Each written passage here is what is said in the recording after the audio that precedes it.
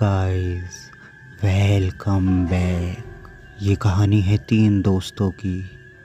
पिंटू, मनीष और रोहित नाम के 3 लड़के सीलमपुर के एक मशहूर कॉलेज में पढ़ा करते थे। वहीं पास ही में भगवान दास खेड़ा नाम का एक हॉस्टल था जिसमें वो तीनों जने रहा करते थे। एक बार की बात है कि वो तीनों लोग होली के त्यौहार में घूमने जाने का प्लान बना रहे थे। पिंटू ने उन तीनों से बताया कि वो लोग आगरा चलेंगे। बस फिर क्या था, उन लोगों ने तैयारी करी और होली वाले दिन वो आगरा पहुंच गए। आगरा में जाकर वो लोग एक होटल में रुके और वहां थोड़ा आराम करने के बाद वो लोग घूमने के लिए बाहर निकल गए। पूरा दिन वो लोग आगरा में जगह जगह पर घूमते रहे। उन लोगों ने खूब एंजॉय किया।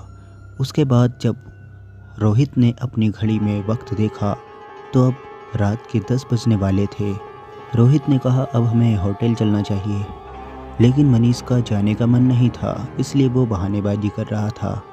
देखते ही देखते उन लोगों को वहीं पर 11:30 बजे का वक्त हो गया और वो लोग एक ऐसी जगह पर घूम रहे थे जहां पर दूर दूर तक कोई साधन नहीं था। यानी कि लगभग 2 किलोमीटर उन्हें वहां से पैदल जाना था। वहां से उन्हें कोई साधन होटल जाने के लिए मिल सकता था।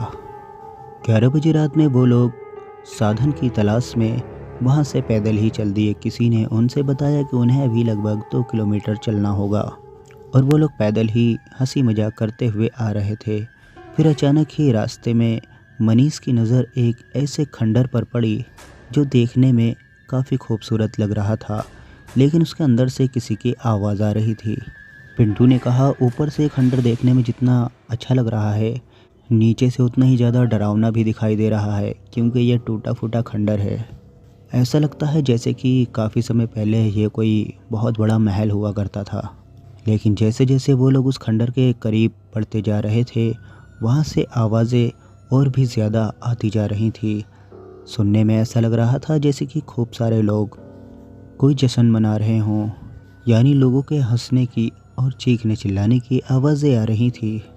मनीष ने कहा एक बार हम लोगों को देखना चाहिए कि अंदर है कौन लोग और ये लोग इतनी रात में खंडर के अंदर क्या कर रहे हैं। मनीष की बात सुनकर के वो लोग भी मनीष के पीछे चल दिए और उस खंडर के काफ़ी करीब पहुंचने के बाद उन लोगों ने अंदर देखने की कोशिश करी, लेकिन दीवारें काफ़ी ज़्यादा ऊंची थी, इस वजह से अंदर उन्हें कुछ भी नज़र नहीं आ रहा था। लेकिन फिर अचानक ही मनीष को एक टूटी दीवार दिखी जहाँ से अंदर देखा जा सकता था और मनीष भागते हुए उस दीवार के पास गया और दीवार पे लटक करके उसने अंदर झांका तो देखा काफ़ी सारे लोग अंदर होली खेल रहे थे और ये नज़ारा देखने में बहुत ही ज़्यादा अच्छा लग रहा था। वहाँ कुछ महिलाएं भी थीं और कुछ आदमी भी थे और गुलाल बहुत ज़ोरों से उड़ रहा था। सभी लोग एक दूसरे के ऊपर पानी की बौछार कर रहे थे और एक दूसरे को रंग लगा रहे थे और सभी लोग नाच गा रहे थे। ये सब देखने में बहुत ही अच्छा लग रहा था, इसलिए मनीष ने कहा हमें भी अंदर जाना चाहिए। पिंटू ने कहा क्या पता कौन लोग हों और कभी हमें देख करके ये लोग हमें यहाँ से भगा ना दें, फालतू में बेइज्जती हो जाएगी। लेकिन मनीष नहीं माना और वह अंदर कूद गया। अब जब मनीष अंदर चला गया तो रोहित ने कहा हमें भी जाना चाहिए और वो दोनों भी अंदर कूद गए। उसके बाद वो तीनों जने छुपते छुपाते उन लोगों के काफ़ी करीब पहुँच गए और वो लोग एक दीवार के पास बैठ करके उन लोगों को काफ़ी करीब से देख रहे थे। लेकिन फिर अचानक ही रोहित ने अपने पीछे देखा तो रोहित के पीछे 4-5 लोग खड़े हुए थे।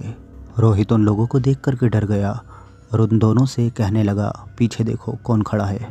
और जैसे ही उन तीनों ने पीछे देखा तो वो लोग उनसे कहने लगे क्या तुम यहाँ पर होली खेलने आए हो।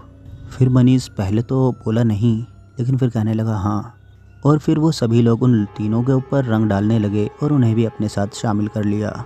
और अब वो तीनों जने वहाँ पर बहुत ज़ोर ज़ोर से नाचने गाने लगे, उन लोगों के साथ होली मनाने लगे। और मनीष उन लोगों से कहने लगा यहाँ आकर के तो मज़ा ही आ गया, ऐसी होली मैंने अपनी ज़िंदगी में कभी भी नहीं खेली। वहीं पास ही में एक आदमी खड़ा था जो सभी लोगों को भांग पिला रहा था। उसने मनीष को और रोहित और पिंटू को भी काफ़ी भांग ला करके दी और वो तीनों भी भांग के नशे में चूर हो गए। लेकिन फिर अचानक ही ज़ोरों से नाचते हुए पिंटू का पैर फिसल गया और वो एक महिला से जाके टकरा गया और ज़मीन पे गिर गया। और फिर वो महिला पिंटू को घूर घूर के देखने लगी और उसके साथ साथ काफ़ी लोग आकर के खड़े हो गए जो पिंटू को घूर घूर कर देख रहे थे और उन सभी लोगों का चेहरा गुस्से से भर आया था। ये सब देख करके पिंटू काफ़ी ज़्यादा डर गया और उसने मनीष से अपने आप को उठाने को कहा। अब वो तीनों जने उन लोगों के बीच में सहमे हुए खड़े थे और वो सभी लोग उन तीनों को घूरे जा रहे थे और फिर देखते ही देखते वो सभी लोग धीरे धीरे हंसने लगे और अचानक ही उस औरत ने बहुत ज़ोर का थप्पड़ पिंटू के मुंह पर जड़ दिया और देखते ही देखते वो सभी लोग उन तीनों को मारने लगे। अब वो तीनों वहाँ से निकलने का दरवाज़ा ही देख रहे थे कि अचानक ही उन सभी लोगों का चेहरा धीरे धीरे चेंज होने लगा। किसी का चेहरा जल के एकदम काला पड़ चुका था और किसी के चेहरे की खाल लटक रही थी। देखने में उन सभी लोगों के चेहरे ऐसे लग रहे थे जैसे कि सड़ चुके हों और वाकई में उन सभी लोगों के चेहरे सड़े और गले हुए थे। अब वो लोग इतने ज़्यादा डरावने लग रहे थे कि वो तीनों पसीने से लथपथ हो गए और तीनों डर के मारे कांप रहे थे। फिर किसी तरह वो तीनों जने लड़खड़ाते हुए भांग के नशे में उस दीवार तक पहुंच गए जहां से वो कूदकर अंदर आए थे और किसी तरह एक एक करके वो तीनों वहां से बाहर निकल गए। बाहर निकलने के बाद जब उन्होंने उस खंडर को देखा तो वो खंडर बहुत ही ज़्यादा डरावना लग रहा था और वो सभी लोग बहुत ही खतरनाक शैतान की तरह दिखाई दे रहे थे जो उसी दीवार के पास खड़े होकर उन तीनों को देखे जा रहे थे। अब वो तीनों वहाँ से तो बाहर निकल आए थे लेकिन रोहित की हालत बहुत ज़्यादा ख़राब थी। वो खड़ा नहीं हो पा रहा था लेकिन फिर अचानक ही रोहित ने अपनी आंखें खोली जो एकदम लाल नज़र आ रही थी। ये सब देखकर वो दोनों डर गए और कहने लगे आखिर इसको क्या हो गया। अब रोहित उन लोगों से जिद करने लगा उस खंडर के अंदर जाने के लिए लेकिन वो दोनों जने इतने ज़्यादा डर चुके थे कि खंडर की तरफ देखना भी पसंद नहीं कर रहे थे क्योंकि खंडर की दीवार पर वो सभी लोग हवा में उड़ रहे थे और उन्हीं की तरफ घूर घूर कर देखे जा रहे थे।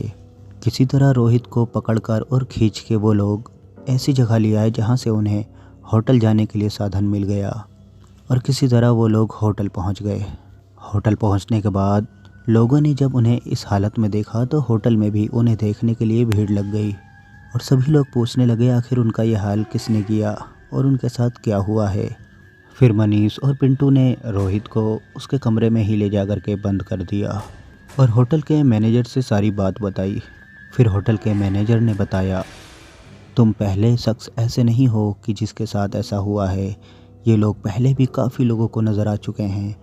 इस खंडर के अंदर कहते हैं बहुत सारी दौलत छुपी हुई है जिसको ढूंढने के लिए कुछ लोग उसके अंदर गए थे लेकिन जब उन लोगों ने अंदर जाकर देखा तो उन्हें कोई दौलत तो नहीं मिली लेकिन वहाँ पर अंदर एक आदमी बैठा हुआ काफ़ी सालों से तपस्या कर रहा था जिसकी तपस्या भंग कर दी थी इन लोगों ने। इसीलिए उस आदमी ने इन सभी लोगों को अंदर ही जिंदा जला दिया था। तभी से इस महल के अंदर जाने वाले सभी लोगों को ये लोग बहुत ज़्यादा परेशान करते हैं लेकिन आज तक किसी को भी इन लोगों ने मारा नहीं है। कुछ लोग इस महल में जो अकेले चले गए थे उनमें से 3 लोग डर के मारे मर गए थे। तुम्हारा दोस्त भी कल सुबह तक ठीक हो जाएगा, उसका ध्यान रखना। अगर रात में तुमने उसे अकेला छोड़ दिया तो वो फिर से उसी महल में चला जाएगा, इसलिए अपने दोस्त का ख्याल रखना, उसे बिल्कुल भी अकेला मत छोड़ना। और अगले ही दिन रोहित बिल्कुल ठीक हो गया और वो लोग सीलमपुर के लिए रवाना हो गए और कहानी यहीं समाप्त हो जाती है। Thanks for watching, bye bye.